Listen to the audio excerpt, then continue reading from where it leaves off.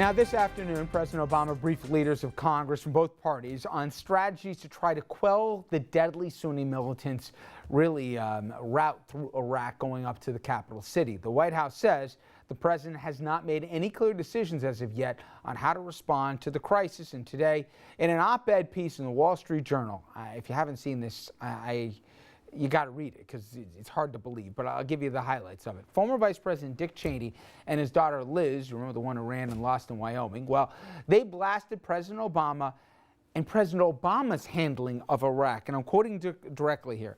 This president is willfully blind to the impact of his policies. Despite the threat to America unfolding across the Middle East, aided by his abandonment of Iraq, he, meaning Mr. Obama, has announced he intends to follow the same policy in Afghanistan. I'm going to get to that one in a second. But how about some current politicos? Republican Senator Lindsey Graham, he spoke out about the crisis this past Sunday on Face the Nation, saying he believes the violence in the country is laying the groundwork for another 9/11. You think that we could have another 9/11? Oh, I think it's inevitable. The seeds of 9/11s are being planted all over Iraq and Syria. You don't have to believe me. This is what they're telling you they're going to do. They're not hiding their agenda. They want an Islamic caliphate that runs through Syria and Iraq. They're going to take the king of Jordan down because he's an infidel in their eyes as much as we are, and they plan to drive us out of the Mideast by attacking us here at home. Now, I want you to go back in the Wayback Machine to 2006, where now Vice President Joe Biden, then presidential hopeful, and Delaware Senator Joe Biden, back in 06 and 07, had his own ideas about what to do about Iraq and what Iraq would end up with. He said some things that, in retrospect, maybe got the thing right. In an op-ed piece they wrote in the Times, Biden wrote about America's role in both Bosnia and suggested that that situation could be handled in the same way, kind of replicating it when it comes to Iraq, dividing in effect that nation state. Biden said that after much hesitation, the U.S. stepped in decisively with the Dayton Accords, which kept the country whole by paradoxically dividing it into ethnic federations, even allowing Muslims, Croats, and Serbs to retain separate armies. He went on to say the idea, as in Bosnia, is to maintain a united Iraq by decentralizing and giving each ethno-religious group, Kurd, Sunni, and Shiite, room to run its own affairs while leaving the central government in charge of common interests. And Biden also made similar remarks in an interview back in 07. Not in the lifetime of anyone in this room is there a possibility of a central democratic government in Baghdad, trusted by the factions making up this polyglot country called Iraq.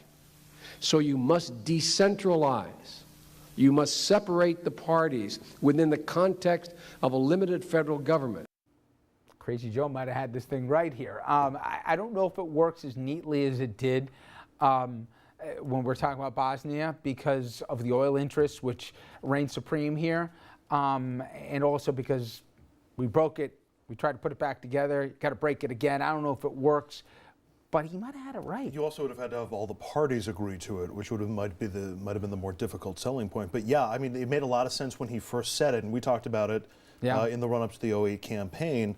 It made a lot of sense when he said it. It's funny, everybody jokes about how Biden stumbles around and bumbles around, but he knows foreign policy, and he seems to be pretty right on this. Meanwhile, you get Lindsey Graham, John McCain, Paul Wolfowitz, and of course the Cheneys, who have been wrong about everything internationally in the last decade and a half. Because I've heard, and I don't want to do the inside baseball on the politics, but that, Cheney said that in part and co-authored it with Cheney so that she can help relay the groundwork for another Senate run. But do you believe in his heart of hearts, Cheney, Wolfowitz, Rummy, that they really think that they got Iraq right and this president screwed it up? My guess is that the way that they get to sleep at night is by assuaging themselves that we were right with the information that we had at the time, and we've done everything that we could, and this guy in Washington now has screwed everything up. I think on some level they have to believe it. Put him on the couch, Don. Do they believe their own, you know what? He can't believe that nonsense. He can't believe it. They're good. Oh, they're good. They're real good. Did you see the documentary with Rumsfeld? Because he really sounds like he believes this stuff. It's about making money. But these guys are good. Check out what they've done, Richard. I mean, you talk about being left holding the bag. Obama's holding the bag, and he's like, what train just hit me? And a poll comes out today that says that his popularity is so low right now that it's at the same numbers with President Bush after Katrina in New Orleans. Think about that for a second. That's how good some of these Republicans are. Think about this for a second. And just bear with me for 1 second. We're going to not cooperate with anything he wants. You say blue, we say orange. You say up, we say down. You say agreement, we say no.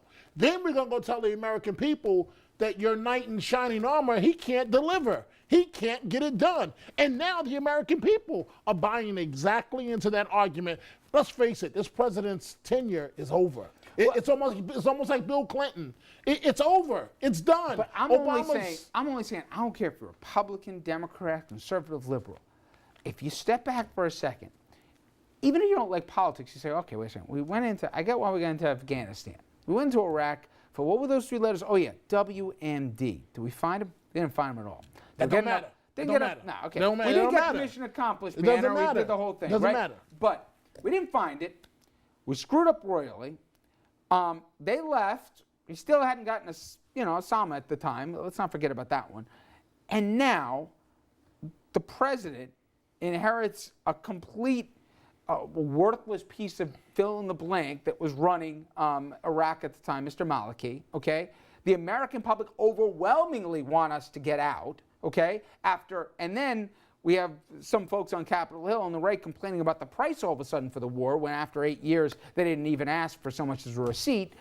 Now it's this president's fault and mishandling for why we have the problem in Iraq, when we didn't have enough troops on the ground to begin the war with the right way. We didn't even prevent for all the looting and everything else that happened and basically the rioting that happened soon thereafter. We didn't have basically a plan in place for after we took Baghdad and when we were greeted as liberators. But now, through the prism of reflective history, Andrew, this president screwed up a perfect buffet that was handed to him by the last administration. You don't get surprised by much doing this every night, but that one takes beyond. I mean, I don't think any of us buy that argument, but there is the brilliance of the Cheney argument, and there is some brilliance to it, is that it's impossible to disprove.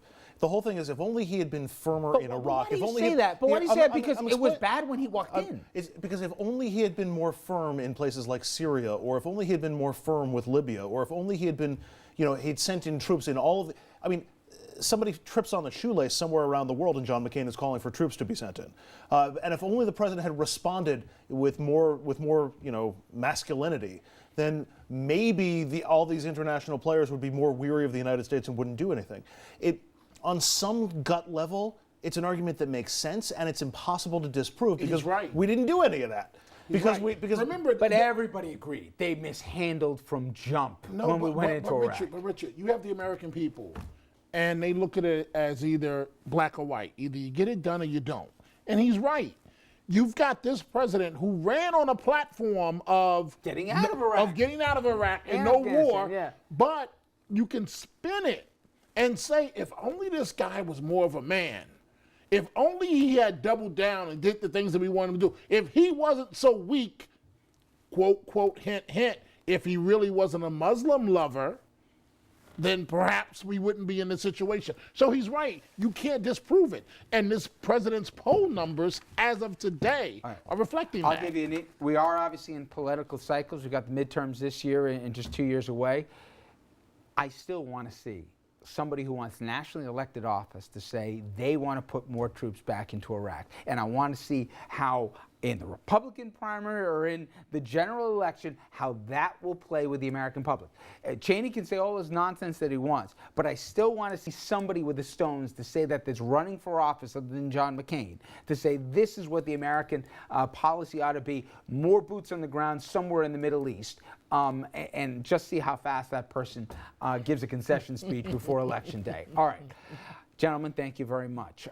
Now, when we come back, we will switch gears to really a day here that amazingly was 20 years almost to the day.